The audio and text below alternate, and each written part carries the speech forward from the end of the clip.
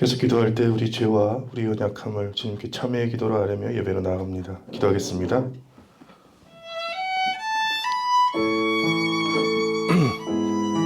주님,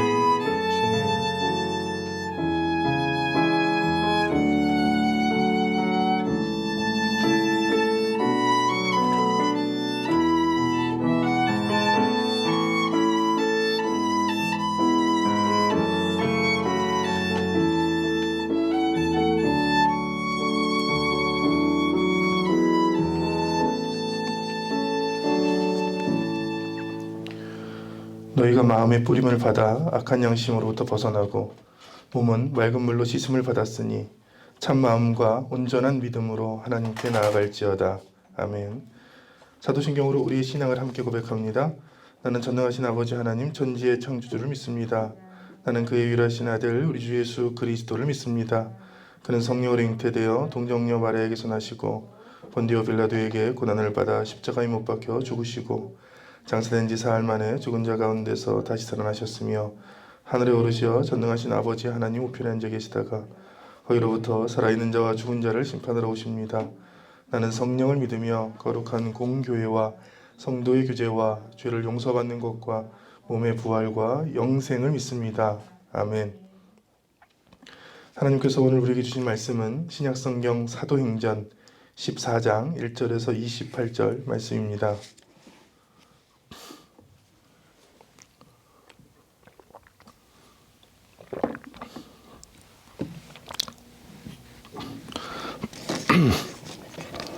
(1절로) 28절을 하나님의 말씀에 집중하여 교독하겠습니다. 이 이고니온에서 두 사도가 함께 유대인의 회당에 들어가 말하니 유대와 헬라의 허다한 무리가 믿더라. 그러나 순종하지 않는 유대인들이 이방인들의 마음을 선동하여 형제들에게 압박감을 끼게 하고 두 사도가 오래 있어 주를 힘입어 담대히 말하니 주께서 그들의 손으로 표적과 기사를 행하게 하여 주사 자기 은혜의 말씀을 증언하시니 이 기사는 역시 우리가 나누어 유대인을 따르는 자도 있고 두 사도를 따르는 자도 있는지라.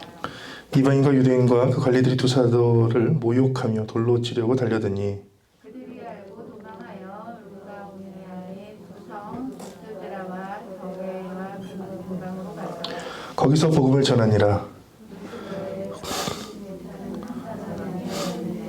나가서 걷지 못하게 되어 걸어온 적이 없느니라. 바울이 말하는 것을 듣거늘 바울이 주목하여 구원받을 만한 믿음이 그에게 있는 것을 보고 큰 소리로 이르되 내 발로 바로 일어서라 하니 그 사람이 일어나 걷는지라.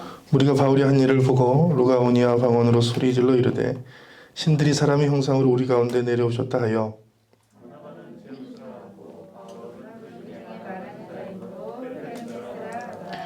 시에제우스 신당의 제사장이 소와 화환들을 가지고 대문 앞에 와서 우리와 함께 제사하고자 하니 그 사도 바나바와 바울이 듣고 옷을 찢고 우리 가운데 들어가서 소리질러 이르되 여러분이 어찌하여 이런 일을 하느냐. 우리도 여러분과 같은 성정을 가진 사람이라 여러분에게 복음을 전하는 것은 이런 헛된 일을 버리고 천지와 바다와 그 가운데 만물을 지으시고 살아계신 하나님께로 돌아오게 함이라. 하나님이 저와 세계에는 모든 민족으로 자기들의 죄를 가게 하시나니 그러나 자기를 증언하지 아니하신 것이 아니니 곧 여러분에게 하늘로부터 비를 내리시며 결실기를 주시는 선한 일을 하사 음식과 기쁨으로 여러분의 마음에 만족하게 하셨느니라 하고 이렇게 말하여 겨우 노래를 전하여 자기들에게 유대인들이 안디옥과 이고니온에 와서 무리를 충동하니 그들이 돌로 바울을 쳐서 죽은 줄 알고 시외로 끌어내치니라.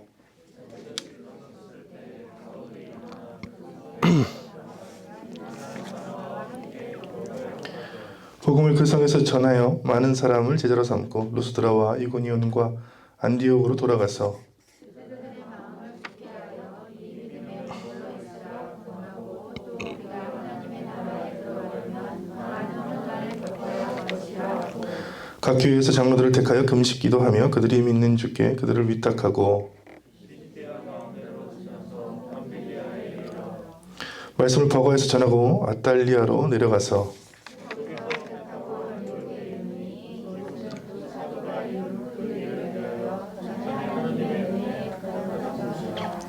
그들이 이르러 교회를 모아 하나님이 함께 행하신 모든 일과 이방인들에게 믿음의 문을 여신 것을 보고하고 제자들과 함께 오래 있으니라.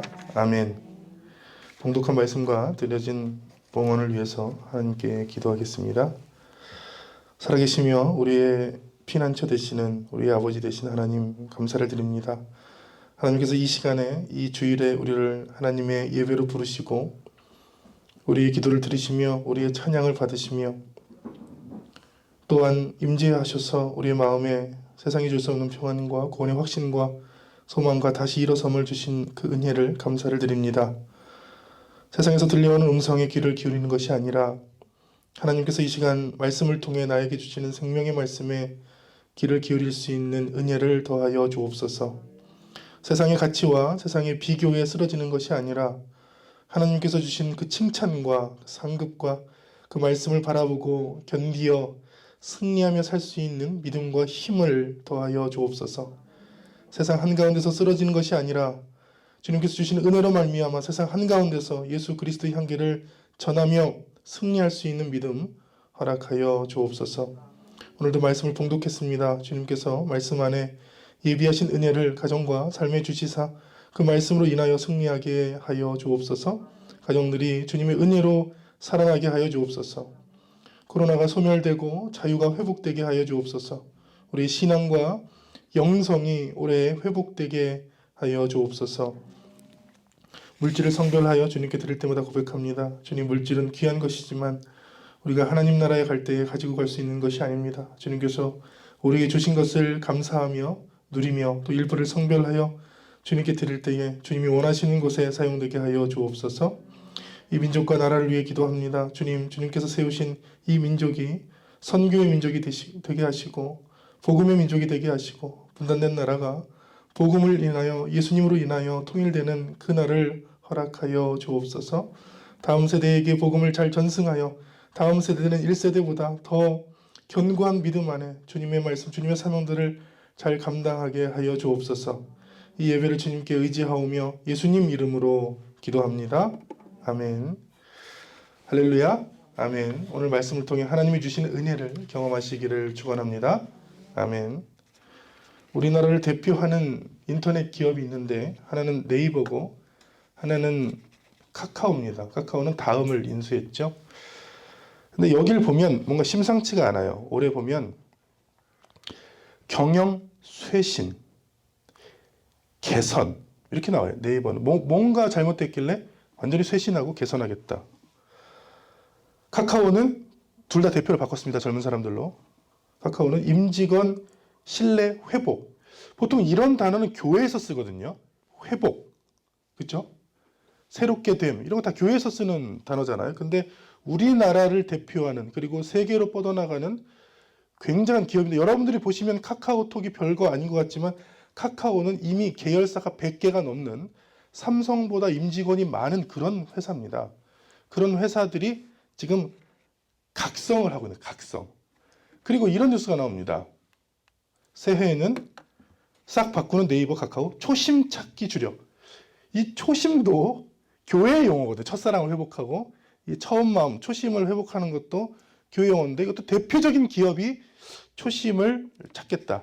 왜 그럴까요?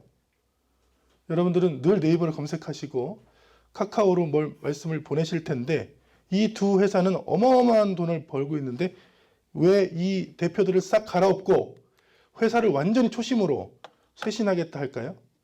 첫 번째 이유는 아주 간단하죠. 주가가 폭락했습니다. 이 회사 가치가 곤두박질 치고 있어요. 제가 보는 것만 2배 이상 막 몰락했어요. 회사가 잘 나갈 때가 있지만 지금은 아니에요. 지금은 완전히 추락했는데 네이버 같은 경우는 사내에서 극단적인 선택, 즉 자살이죠. 직원들끼리 서로 왕따시키고 미워하고 따돌려서 사람들이 자살하는 일들이 네이버 회사 안에 일어납니다. 카카오는 경영진이 주식을 몰래 팔아 도망갑니다. 그게 뭐냐면 우리는 투자했는데 사장님이 도망간 거예요. 돈을 다 현금으로 바꿔가지고 수많은 주주가 수조 원의 손해를 입습니다. 그러니까 처음에 아주 작게 시작했던 인터넷 회사가 우리나라를 대표하는 큰 회사가 되자 뭘 잃었어요? 초심을 잃은 거죠. 초심. 처음의 마음을 다 잃어버리고 돈과 권력과 자기의 야망과 이기심만 남은 거죠.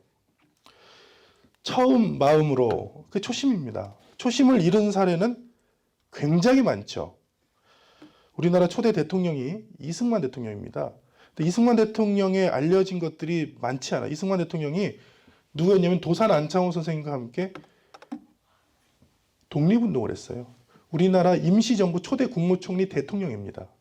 우리는 임시정부 하면 김구 선생님만 생각하는데 이승만도 젊었을 때 자신의 몸을 바쳐서 독립운동에 뛰어들었어요. 그리고 이의 연설을 들으면 42년에 했던 연설인데, 싸워라 나의 사랑하는 동포여, 분투하라 싸워라, 우리가 피를 흘려야 자손만대의 자유 기초를 회복할 것이다.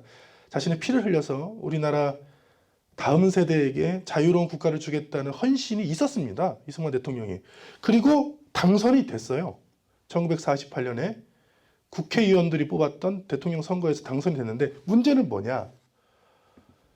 그 초심을 다 잃어버리고 52년은 한참 젊은 사람들이 6.25 전쟁을 치르고 있는 거예요. 지금 현재 전쟁 중이에요.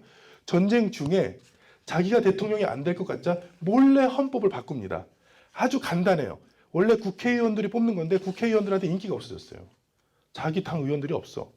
그러니까 국회의원들이 뽑는 거를, 헌법을 몰래 바꾸는데, 헌법 중에 자기가 원하는 헌법만 바꾼다고 해서 이름이 발췌개헌이에요. 발췌개헌. 그게 언제 일어났느냐? 사람들이 죽어가고 있는 때 일어난 거예요. 젊은이들은 다 전쟁터에 보내고 자기가 대통령을 종신직으로 하기 위해서 하는데, 그것도 안 되자 경찰과 군대를, 국회를 포위하고 출근하고 있는 야당 국회의원들 버스를 납치하고 그들을 감금하고, 그리고 총과 칼을 그들에게 겨눠서 억지로 찬성 163표를 얻어서 종신 대통령이 되는 길을 엽니다. 이게요, 불과 5년도 안 된 일이에요. 그가 우리나라를 세우고자 했던 그 초심이 5년도 안 돼서 자기가 평생 대통령 하는 일로 하겠다. 그런데 끝이 어떻게 끝났냐면 3.15 부정선거를 통해서, 4.19 항쟁을 통해서, 이거를 통해서 쫓겨났죠. 네, 쫓겨나서 부인이 미국 사람이에요. 우리 일대 대통령의 부인은 하와이 사람이에요. 그래서 하와이 집으로 도망갔습니다. 그러니까 이 첫 번째 대통령의 단추를 잘못 꽂으니까 지금까지 이 대통령을 뽑고 섬기는 일은 굉장히 우리나라한테는 힘든 거예요. 왜? 초심을 잃었으니까. 가끔 찾아보는 백종원 씨가 하는 골목식당이라는 프로그램이 있는데, 장사 안 되는 집 가가지고 레시피를 전수하고 가르쳐서 그 집이 대박나게 하는 게 이 프로의 목적이에요. 근데 평택에 있는 한 떡볶이 집에 갔는데, 백종원 씨가 여기를 컨설팅을 하고 이렇게 생각했어요. 이렇게 얘기했어요. 나 은퇴하겠다. 나 이거 더러워서 못하겠다. 나 그냥 은퇴해버리고 이런 일 다시 안 하겠다고 했는데, 그 수많은 골목 식당을 찍었는데 이 평택 집이 뭐가 문제냐? 뭐 이런 집은 여러 집 있었지만, 이 할아버지 할머니가 하도 장사가 안 돼서 꿈이 뭐냐면 떡볶이 한 판을 파는 게 꿈이라고 제보를 했어요. 그래서 백종원 씨가, 아니 떡볶이 한 판을 파는 게 이 사람의 꿈이야? 그럼 내가 가서 이제 해줘야겠다 하고 레시피를 전수해주고, 백살 튀김이라는 우리나라에 없는 튀김을 전수해주고, 신신당부합니다. 레시피를 바꾸지 말 것. 그러니까 성경으로 얘기하면 말씀을 절대 변질시키지 말 것. 그리고 튀김은 반드시 신선한 기름에 튀길 것. 그리고 손님한테 줄 때 바로 튀겨서 바로 얹어줄 것. 이 세 가지를 요구해요. 근데 웬걸요? 한 몇 개월 지나니까 여기 사람들이 줄을 쫙 서는 거예요. 줄을. 장사가 그전보다 100배, 200배가 잘 되는 거예요. 초심을 잃었어요. 가보니까요, 기름을 6일 씁니다. 6일. 기름이 썩어 있어요. 시커매. 돈만 벌고 싶은 거야. 솔직히 말하면 그 기름, 음식값, 장사 그렇게 잘 되는 집은 그렇게 크지 않아요. 조금 더 벌려고 한 거예요. 기름값 몇만 원 더 벌려고 한 건데 실제로 수백만 원씩 벌잖아요. 기름 6일. 그리고 분명히 바삭한 튀김을 튀겨서 바로 제공하라 했는데, 많이 팔고 싶어서 아침에 전날에 미리 잔뜩 튀겨놔. 그러니까 먹으면 산화되고 눅눅해가지고 바삭하지 않아가지고 사람들이 하고, 레시피는 하나도 안 지켜. 그 자기가 가르쳐줬던 레시피가 아니야. 그래서 백종원 씨가 가서 그렇게 얘기했어요. 나 은퇴하겠다. 은퇴. 나는 너무 실망이다. 내가 그렇게 사랑하고 또 긍휼히 여기고 가르쳐줬는데 이렇게 되나? 그렇게 됩니다. 네, 그렇게 돼요. 여러분 잘 아시겠지만 교회에 개척교회 했던 멤버들이 개척교회 잘 남지 않는다 그래요. 그 개척교회 처음 했던 그 초심이 연수가 지나갈수록 약해지기 마련입니다. 오래 사역하신 분들이나 교회를 다니신 분들은 알 거예요. 그 처음 마음을 지키는 것. 그리고 우리가 주님을 처음 믿었던 그 마음을 지키는 것. 그게 얼마나 어려운가. 왜 이 말씀을 드리냐면 오늘 말씀이 교회 역사상 선교의 처음 마음이에요. 이게 지금 1차 전도 여행이라고 불리지만 그게 뭐예요? 선교가 처음 일어난 일. 그때 이 사도들의 마음이 어땠는가? 근데 놀라운 것은 이들의 이 14장부터 28장까지 읽잖아요. 근데 이 사람들의 마음은 전혀 변하지 않았습니다. 이들이 순종하고 잡혀갈 때까지 이들의 초심이 변하지 않았어요. 그래서 초대교회의 사역들이 지금 우리에게까지 전승된 거예요. 이들의 그 순수함, 이들의 그 열정, 이들의 마음들이 변하지 않는 것을 우리가 사도행전을 보면서 알 수 있습니다. 한번 볼까요? 1절에 두 사도가 있는데 이고니온으로 갔어요. 그래서 두 사도가 오래 있었다고 그랬어. 참 이것도 대단해. 이 선교라는 것은 거기에 오래 있는 거예요. 담대히 말씀을 전하고 은혜의 말씀을 증언했어요. 오랫동안 말씀들을 지키는 것이 얼마나 어려운가. 제가 사역을 지금 몇 년째 하고 있냐면 20살부터 전도사를 했으니까 27년째 하고 있습니다. 27년째 사역을 하면서 별 모양을 다 봤어요. 사역을 잘하시는 것도 많이 봤고 사역을 아주 견고하게 그리고 초심을 잃지 않고 하는 분들도 봤고 그렇지 않은 경우는 더 많이 봤어요. 네. 처음에는 정말 순수한 마음으로 열정으로 은혜로 성령으로 했다가 가면 갈수록 변질되는 것 아주 많이 봤습니다. PD 수첩에 전 이런 걸 얘기하면서도 제가 부끄러워요. 이거 얘기하는 게 우리 얼굴에 침 뱉는 거잖아요. PD 수첩에 필리핀 선교 실태가 나왔어요. 이분은 나쁜 사람이니까 이름을 얘기해도 되겠네. 김성국 선교사님. 이 사람이 자주 가는 바콜로드의 골프장이에요. 여기서 골프비 쓰고 수천만 원 썼어요, 이분이. 근데 저는 그거 오케이. 근데 왜 화났느냐? 주일학교 학생들 장학금을 주는 거는 아주 인색했다는 거예요. 이게 방송에 나왔습니다. 아니 어떻게 주일학교 우리 어린이들한테 주는 거 그 몇만 원, 몇십만 원은 그렇게 인색하고 화를 낸 사람이 여기 가서 수천만 원씩 쓰는 거예요. 이 사람도 처음엔 안 그랬죠. 처음에 선교사로 갔을 때는 전혀 그러지 않았는데 선교직 가서 변질되는 사람을 제가 많이 봤습니다. 왜냐하면 후원들이 많이 들어오니까 그 후원들의 정직하게 사용하지 못하면 그렇게 되는 것이죠. 그랬더니 이분이 또 하는 얘기가 있어요. 이 글은 제가 짧게 설명해 줄게요. 내 책임만이 아니다. 나도 죽겠다. 이 선교사님이. 나도 지금 운동한다. 운동. 6월달만 되면 나만 헬스 한다는 거예요. 왜냐하면 후원하는 교회 담임 목사님들이 골프 여행을 온대요. 그럼 그것마다 다 라운딩을 따라가서 이렇게 섬겨주느라 나 죽겠다. 그리고 나 그거 안 하면 후원 안 해준다 거기서. 그리고 후원해 줄 때 꼭 3천만 원 주고 1,500 받았다고 막 그렇게 얘기해 줘 달라 한다. 그러니까 내가 잘못이 아니다. 그들도 똑같은 나쁜 놈이다. 이렇게 하는 또 인터뷰를 봤어요. 둘 다 그놈입니다. 네. 이러니 그 처음에 순수하게 하고 지금도 순수함을 지키는 많은 기독교인들이 그리고 사역자들이 선교사님들이 욕을 먹잖아요. 근데 저는 많이 지켜봤다니까요. 제가 신학교부터 잘못된 사람은 한 번도 본 적이 없습니다. 신학교 들어올 때부터 이미 눈빛이 잘못되고 이상해서 그런 사람은 신학교에서 본 적이 없어요. 신학교는요. 굉장한 그 결단, 헌신, 각오 다 그래요. 언제 변하느냐? 밖에 나가서 세월의 풍파를 맞다 보면 세상의 바람을 맞다 보면 그때 마음이 변하는 거예요. 이건 비단 사역만 그런 게 아니죠. 여러분 연애할 때 혹은 결혼 생활할 때 처음부터 그런 사람이 어디 있어요? 처음부터. 네? 처음부터. 처음에는 제발 결혼만 해달라. 너는 세상에 너뿐이야. 하늘에 안드로메다도 따다 줄게. 뭐 별 얘기를 다 하다가 이 시간이 지나면서 그 사랑들을 잃어버리니까 참 고통스러운 거잖아요.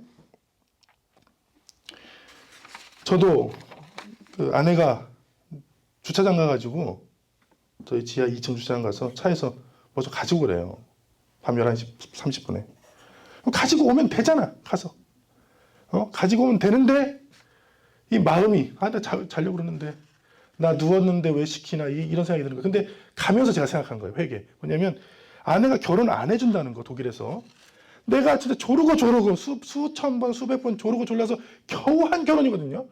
그러니까 내가 변한 거야. 그때는 그 결혼만 해주면 모든 걸 다 해주겠다. 그렇게 내가 약속을 했는데 이거 결혼한 지 10몇 년 돼가지고 겨우 밤에 잠깐 주차장 엘리베이터 타고 내려가가지고 그거 차에서 갖고 오라는 걸 그거를 내가 섭섭하게 생각하고 나를 시키나 자기는 발이 없나 손이 없나 이렇게 생각하는 그 생각을 하면서 회개를 한 거예요. 회개. 아, 내가 마음이 변했구나. 이 마음에 아내를 향하는 마음에 감사, 사랑 이런 마음들을 품고 있어야 되는데 내가 변했구나 하고 각성했어요. 지금 벌떡 일어납니다. 지금부터 시키면 벌떡 일어나서 웃으면서 빨리 가가지고 갖고 오게 됐어요. 말씀을 보고 오늘 3절에 보면 두 사도가 오래 있다 했는데 여기서 은혜를 받았어요. 여러분 이고니온 가서 오래 있는 게 뭐 이렇게 은혜 받습니까? 오래 있는 게 뭘 은혜 받아요? 선교 사역 가보면 사역이 중심이야. 거기서 오래 머물러서 그 사람들의 마음을 품는 게 더 적어요. 목회를 하다 보면 빨리 하고 싶어요. 빨리 어떤 사역이나 뭐를 빨리 하고 싶어요. 근데 사실은 성경을 보면 그게 될 때까지 하나님이 주실 때까지 오랫동안 심는 것이 필요한데 초기에 초심을 갖고 하는 선교의 모습에서 가장 중요한 모습이 뭐냐? 그냥 선교지를 많이 찍고 가서 복음 많이 했다 이렇게 하는 한국 모 선교 협회처럼 선교 단체처럼 하는 게 아니라 그 지역에 정말 오랫동안 머물면서 그 사람들과 교제하고 함께 예배하고 했던 게 훨씬 많았다는 거예요. 제가 방글라데시 선교를 매년 갔는데 방글라데시 선교를 가면 이렇게 환영식을 해요. 그래서 막 환영식을 해주고 예배를 드려달라고 그래요. 예배 드려주고 축복 기도해달라고 축복해요. 그러면 언제 가나 해요. 언제 가나 이제 돈 주고 후원금 주고. 그래서 물어봤어. 처음 제가 처음 인도에서 그 전에도 뭐 많이 갔겠지만 제가 인도에서 갔을 땐 제가 물어봤어. 지금까지 여기 다른 팀들이 여기서 평균 몇 시간 머물렀냐 했더니 그냥 점심 때 와서 예배 드리고 갔대요. 그래서 어디서 잤냐? 여기는 시골이니까 수도 다카 가서 호텔에서 잤대. 근데 내가 그랬어. 우리 여기서 잔다. 우리 여기 교회 바닥에서 자고 우리 선교사역 2주 갔거든요. 2주 끝나는 날까지 여러분들과 똑같은 거 먹고 똑같이 예배 드리고 함께 은혜 받고 간다. 그랬어. 할 게 뭐 있어요? 같이 말씀 나누고 그때 사진들이 일부러 흐리겠어요. 학생들 이슬람 국가니까 얼굴이 나오면 안 되니까. 많은 선교팀들이 한국에서는 선교를 간다고 하고 현지 가서는 호텔에서 자고 잠깐 방문해서 사진 찍고 축복 기도하고 담임 목사일수록 더. 그래서 아예 바꿔놨어. 그런 거 없다. 우리가 가면 똑같은 음식을 먹고 똑같은 예배를 드리고 똑같이 새벽 기도하고 똑같이 한다. 그랬더니 그 친구들 중에 많은 사람들이 그 시간에 예수님을 믿고 자기 부족에 가서 선교사가 되겠노라 손을 든 사람이 50명 중에 48명이에요. 왜? 2주 동안 같이 은혜를 받으니까 그 기도를 하니까 성령을 하니까 행사가 아닌 거예요. 오늘 말씀해 보세요. 이들이 지금 이고니온에 행사로 갔습니까? 행사가 아니라고요. 이들은 정말 주님의 복음을 갖고 그 지역이 변할 때까지 쫓겨나면 어쩔 수 없지만 쫓겨나는 건 어쩔 수 없지만 가서 하나님께서 허락하시는 한 오래 머물면서 거기가 세워질 때까지 하는 거예요. 선교가 무엇이냐? 지금 한국 교회가 하는 것이 선교냐? 그게 선교가 아닙니다. 선교라는 것은 교회가 선교예요. 이 아름다운 주님의 교회가 오랫동안 세워지고 이 교회를 다른 곳에 세우는 행위를 선교라고 하는 거예요. 그냥 가서 뭐 복음을 전한다거나 뭐 사역을 한다는 것은 선교랑 거리가 멉니다. 여러분 보세요. 여기 사도행전에 보면 어떤 선교를 하려고 한 것이 아니에요. 그곳에 가서 뭘 세운 거예요?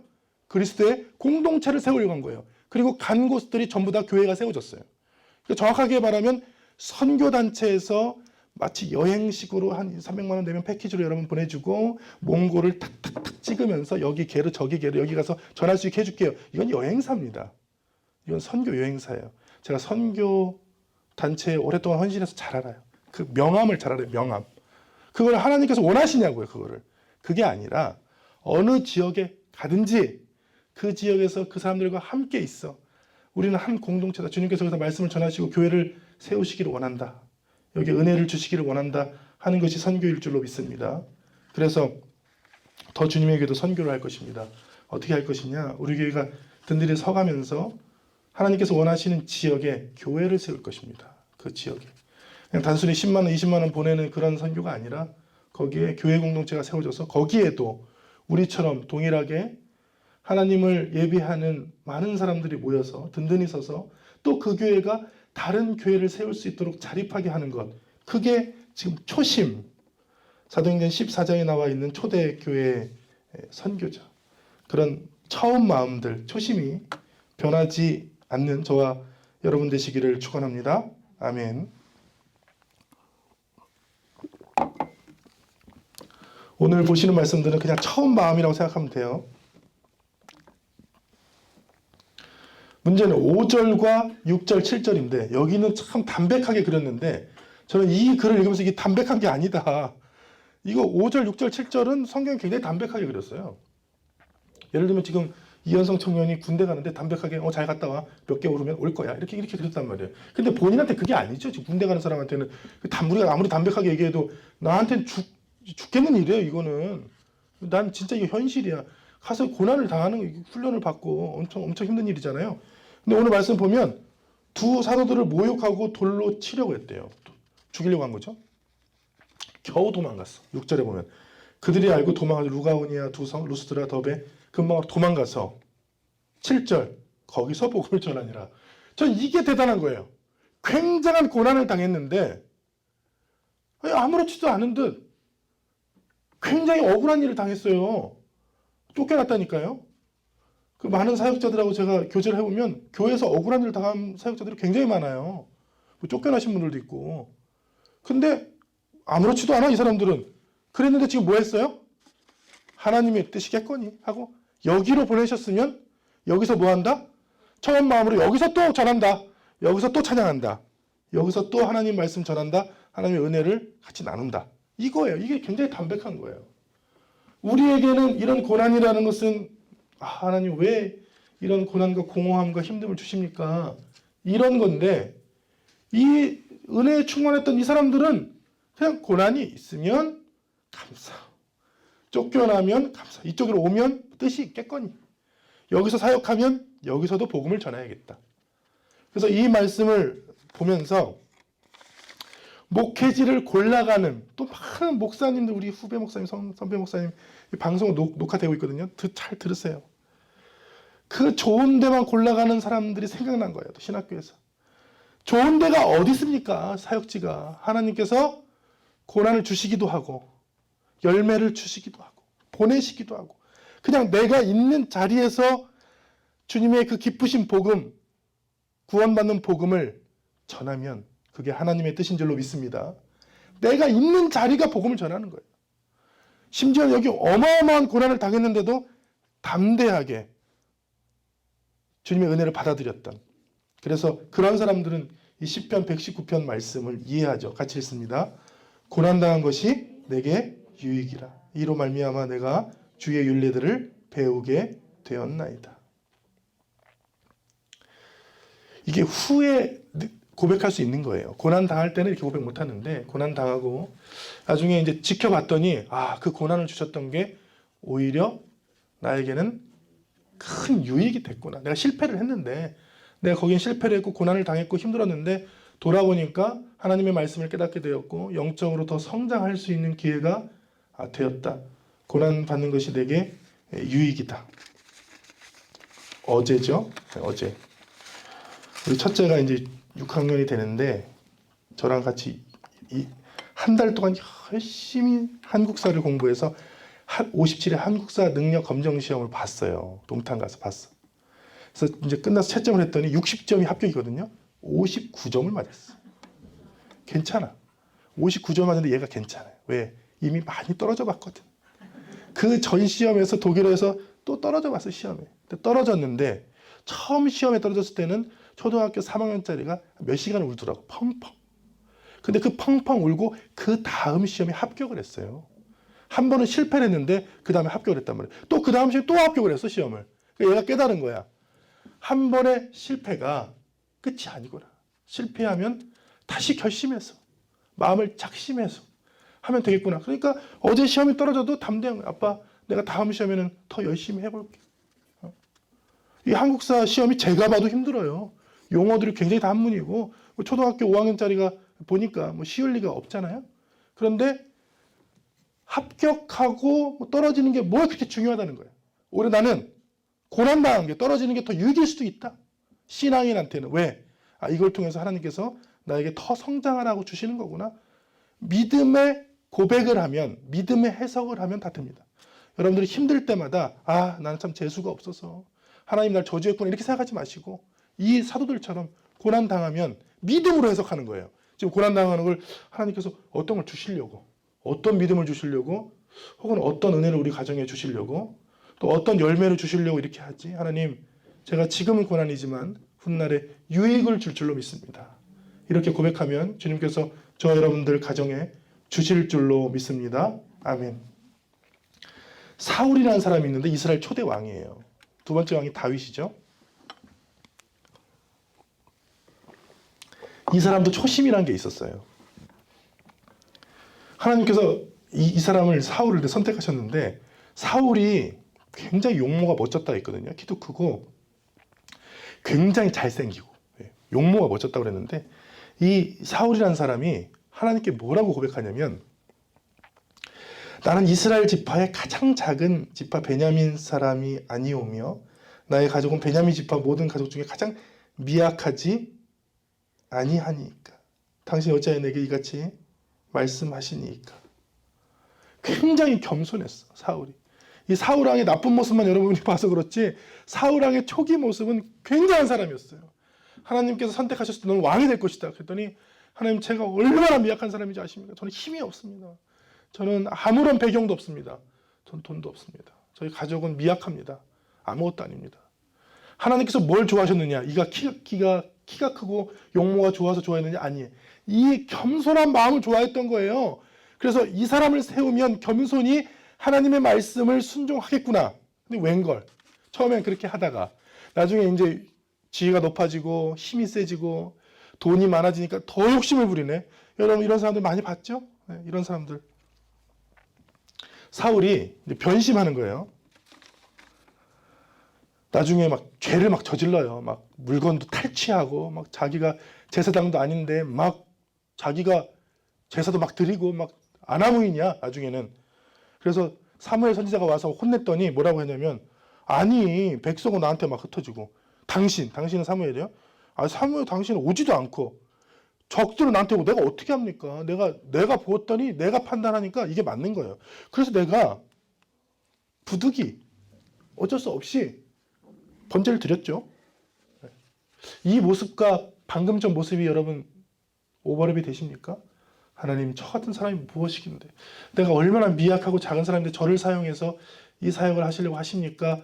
했던 마음과 조금만 올라가면 완전히 교만해서 내가 어쩔 수 없이 한 거지. 사과가 없어요. 회개가 없어요. 내가 부득이해서 내가 좀 번제 좀 드리면 안 되나? 내가 왕인데 내가 제사장처럼 하면 안 돼? 내가 이미 권력을 다 가졌는데 이렇게 된 거죠. 이 사울을 보면서도 참 안타까운 게 하나님께서 우리에게 주신 처음 은혜와 첫 사랑이 있을 터인데 그것들을 우리가 온전히 다 잃어버렸다는 것이 참 안타깝습니다. 오늘 말씀을 들으면서 오늘 말씀을 읽으시면서 이 초대교회의 순수했던 선교 열정, 그 은혜 열정들을 회복하시기를 축원합니다. 저와 여러분들이 처음 예수님을 만났던 하나님을 만났던 그 순수함, 그 은혜, 그 뜨거움들을 회복할 수 있는 은혜가 오늘 우리에게 또 방송을 듣는 많은 가정들에게 주님이 사랑하시는 많은 주님의 자녀들에게 있기를 축원합니다. 기도하겠습니다.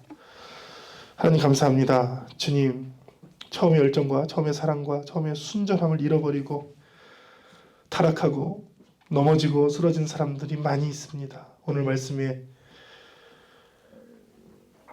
바울과 바나바는 순수한 열정으로 그곳에 오래 머물며 그들을 사랑하며 교회의 공동체를 세우며 하나님을 찬양하며 주님께 나아갔습니다.